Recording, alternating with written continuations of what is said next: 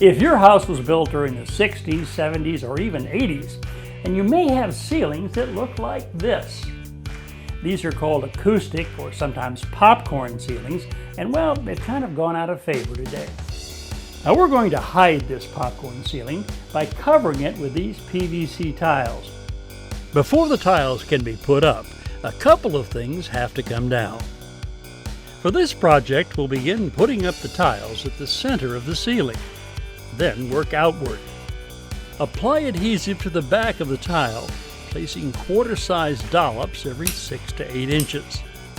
Also apply the adhesive around the perimeter of the tile. Once the tile is in position, press it firmly into contact with the ceiling. These PVC tiles are designed to overlap each other. This makes the seams less visible.